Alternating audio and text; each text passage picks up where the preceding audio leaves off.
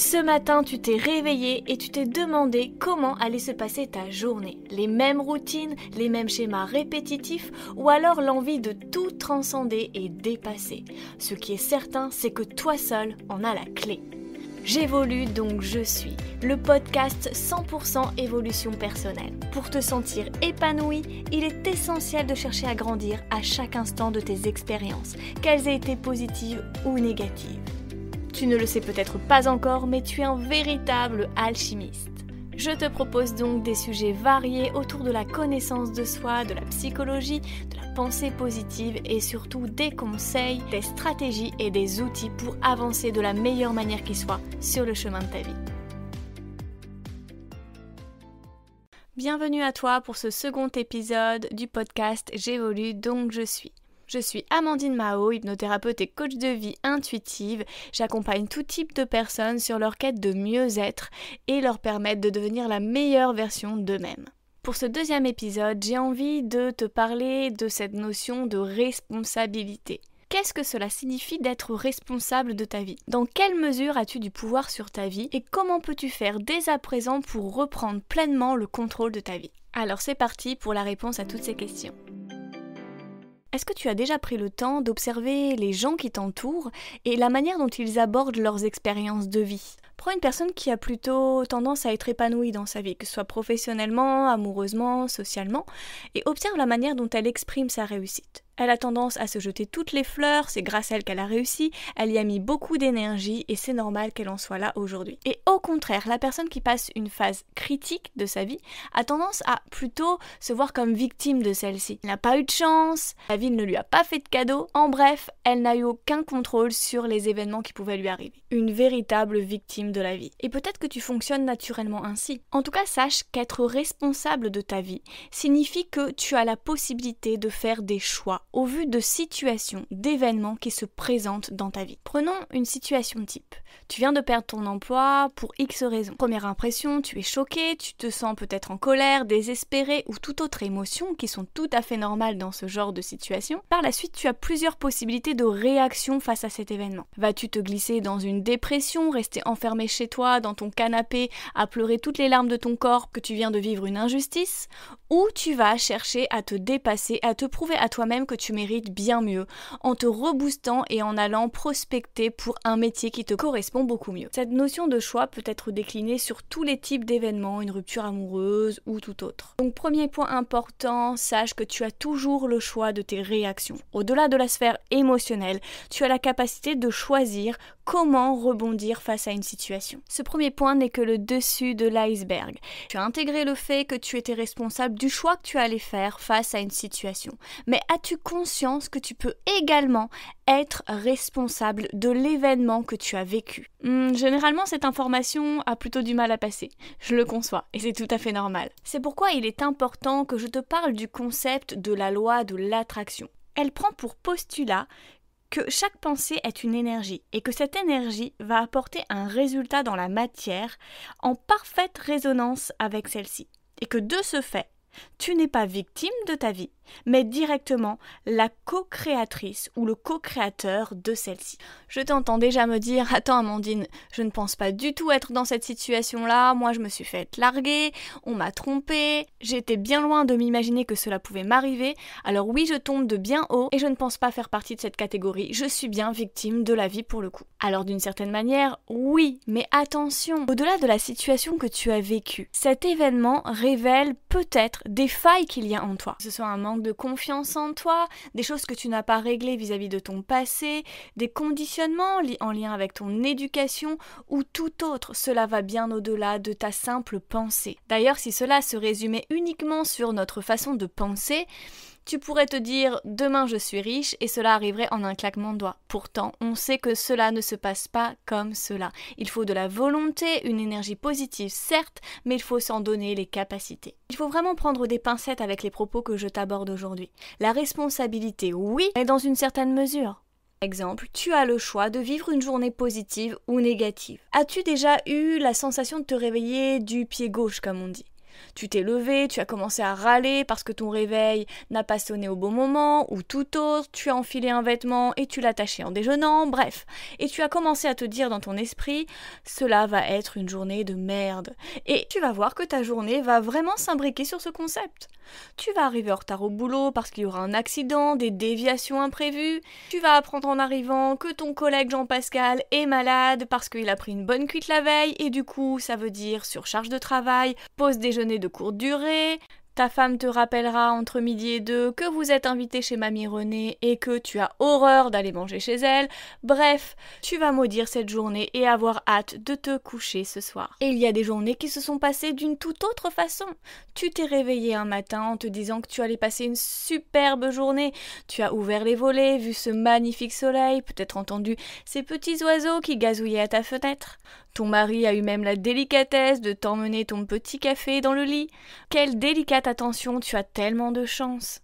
Ton patron va te faire la surprise de te proposer de prendre ton après-midi car finalement aujourd'hui il n'y a pas tant de travail que ça, tu vas pouvoir aller profiter, faire du shopping, acheter cette tenue que tu avais repérée et qui par chance n'existe plus que dans une taille, la tienne. C'est fabuleux. Toute ta journée va se dérouler ainsi, jusqu'au moment du coucher où tu auras le sourire en fermant les yeux. J'espère que comme cela, tu comprends mieux. Donc oui, ta responsabilité commence dès le matin lorsque tu ouvres tes yeux. Alors tu vas me dire, des journées idéales où il ne se passe aucun couac, c'est rare.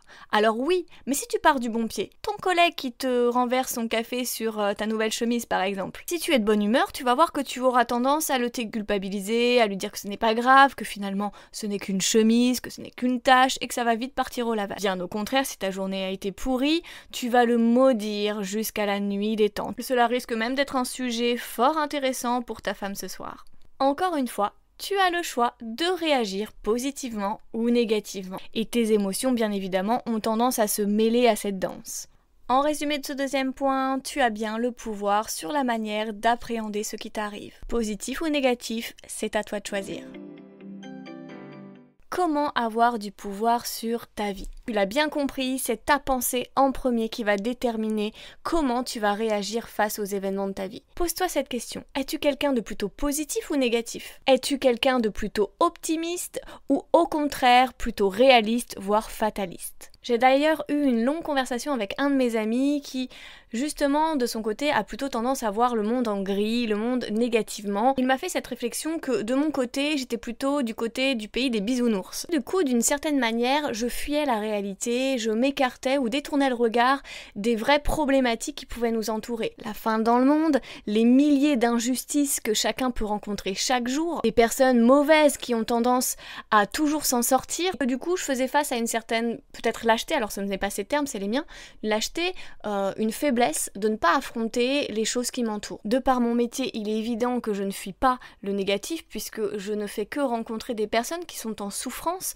qui ont vécu tout type d'expérience et c'est mon rôle de les accompagner justement sur cette quête de liberté et de bonheur. Mais au-delà de ça, tout ce que peut nous renvoyer les médias, les informations qui ne ruminent que des choses négatives, quel est mon pouvoir sur ce qui se passe à l'autre bout du monde? Bien sûr, je pourrais agir d'une certaine manière, mais moi, à l'instant T, qu'est-ce que je peux faire pour la personne qui vit une injustice dans un tribunal, par exemple? Je n'ai pas de pouvoir, alors je peux peut-être ruminer des sentiments de colère, de rancœur face à cette injustice qu'elle est en train de vivre. Mais comment vraiment je peux agir sur cet événement qu'elle est en train de vivre? Je ne le peux aucunement. De ce fait, est-ce que je dois me rendre malheureuse de la situation de ce que vivent les autres? Tout est une notion de croyance avec ce qui est bien ou mal. Je suis quelqu'un de bienveillante, je suis quelqu'un à l'écoute. Autant que faire se peut, je fais mon maximum lorsque je le peux. Mais lorsque je suis impuissante, j'ai la capacité de me concentrer sur moi. Je passe mes journées à lire les journaux et toutes les injustices ou toutes les misères dans le monde. Comment je peux sortir mon épingle du jeu et me donner la possibilité d'être heureuse dans ma vie? Donc j'ai bien le choix. Je peux décider lors de mon repas du soir d'éteindre ma télé pour ne pas regarder les journaux télévisés et tout le négatif qui est brassé, et donc prendre le temps de discuter avec les personnes que j'aime, ou en effet, je regarde ce journal télévisé et je m'accable de tout ce qui se passe dans le monde, m'apportant du mal-être car je n'apprécie pas le repas que je suis en train de manger. Je ne suis même pas en train de manger en conscience. Je peux décliner cela dans toutes sortes de situations. Donc ce qu'il faut retenir ici, c'est bien évidemment que tu as le choix sur ce que tu peux ressentir, construire dans ton futur immédiat. Tu dois te poser une question essentielle. Ai-je du pouvoir sur la situation qui m'affecte? Si oui, quelle stratégie puis-je mettre en place? Il y en a forcément une si j'ai du pouvoir. Si je n'ai pas de capacité ou de possibilité d'agir, c'est que cela ne dépend pas de moi. Donc, je dois me recentrer sur moi. Il est essentiel de faire la différence entre l'empathie et l'hypersensibilité. On en parlera dans un prochain épisode et on parlera également de la notion d'égoïsme. En bref, pour avoir du pouvoir sur ta vie, il faut bien comprendre que tu as toujours le choix. Le choix amène à la réflexion. Et la réflexion va te mener à passer à l'action. Bon ou mauvais choix, en tout cas, c'est toi qui l'auras pris. Donc tu es bien acteur ou actrice de ta vie. Alors quelle stratégie peux-tu mettre en place avec toutes ces belles informations que tu as eues aujourd'hui? Il me semble donc primordial pour toi de commencer par faire un état des lieux pour voir où tu te trouves dans ta vie actuellement, que ce soit d'un point de vue professionnel, financier, amoureux, social, amical, familial et santé bien-être. Focalise-toi sur la sphère qui te semble fonctionner le moins bien en ce moment. Quelle est ta problématique principale dans cette sphère? Par exemple, prenons la sphère amoureuse. Tu es en ce moment célibataire et peut-être que tu as vécu une récente rupture amoureuse qui t'a fait beaucoup souffrir, remettre en question tous les fondements de tes croyances vis-à-vis du couple, peut-être même de toi-même en pensant que tu n'étais pas suffisamment bien pour l'autre. Ou au contraire, tu as décidé de ne pas t'accabler par rapport à ce qui t'arrive et d'avancer pour faire de nouvelles rencontres. Malheureusement, tu es tombé toujours sur le même style de personne et tu es toujours seul aujourd'hui.